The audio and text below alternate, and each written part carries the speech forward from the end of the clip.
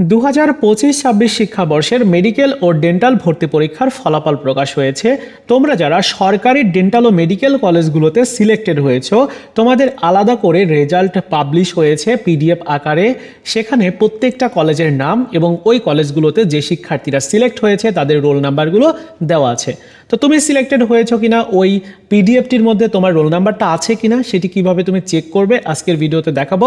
পাশাপাশি ইন্ডিভিজুয়ালি তুমি ভর্তি পরীক্ষায় উত্তীর্ণ হয়েছো কিনা বা কত স্কোর করেছো এই রেজাল্টটা কিভাবে দেখবে সেটিও তোমাদেরকে বলে দিব। তো চলো শুরু করা যাক।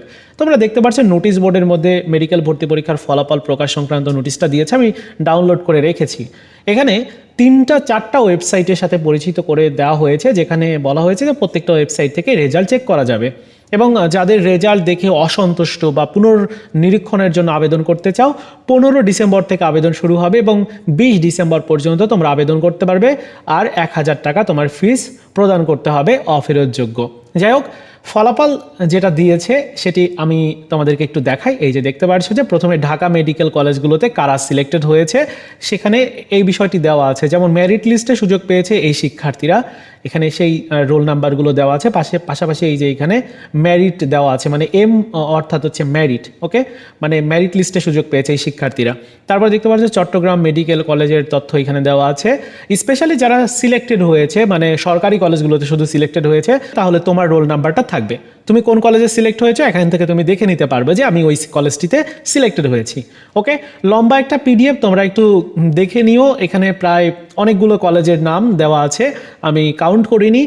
তোমাদের সুবিধার জন্য এই যে পিডিএফ, এই পিডিএফের লিঙ্ক এই ভিডিওর প্রথম কমেন্টসে দিয়ে রাখলাম। তোমরা পিডিএফটা ডাউনলোড করে দেখে নাও যে তোমার রোল নাম্বারটা আছে কিনা। ওকে, এখান থেকে দেখা কিন্তু অনেকটাই মুশকিল। এবার আসি ইন্ডিভিজুয়ালি কিভাবে তোমার রেজাল্টটা চেক করবে। ইন্ডিভিজুয়ালি রেজাল্ট চেক করার জন্য একটা ওয়েবসাইটে রেজাল্ট দেখা যাচ্ছে। এখানে যদিও 4টা ওয়েবসাইটের তথ্য দেওয়া ছিল, মানে ওয়েব পোর্টালের লিঙ্ক দেওয়া ছিল, কিন্তু একটা ওয়েব পোর্টাল দিয়ে রেজাল্ট দেখা যাচ্ছে, এই যে এইটা দিয়ে। সো আমি এইটার লিঙ্কও এই ভিডিওর প্রথম কমেন্টসে দিয়ে রাখলাম। এখানে এসে ইউজার আইডি তোমাকে দিতে হবে এবং পাসওয়ার্ড দিতে হবে, জাস্ট এতটুকু। ইউজার আইডি পাসওয়ার্ড তোমরা কোথায় পাবে, তোমরা কিন্তু রিকভারও করতে পারো। যারা অ্যাপ্লাই করেছিল, মনে আছে যখন তুমি আবেদনটা করেছিল তখন তো একটা ইউজার আইডি এবং পাসওয়ার্ড দেওয়া হয়েছিল, যে ইউজার আইডি পাসওয়ার্ড ব্যবহার করে তুমি ওই যে অ্যাডমিট কার্ড ডাউনলোড করেছো, ওই ইউজার আইডি পাসওয়ার্ড দিয়ে সাবমিট করলে তোমার রেজাল্টটা তুমি পেয়ে যাবে। সিম্পল। সো প্রত্যেকেই চেক করে নাও তুমি সিলেক্টেড হয়েছো কিনা, অবশ্যই কমেন্টস করে জানিয়ে দিও।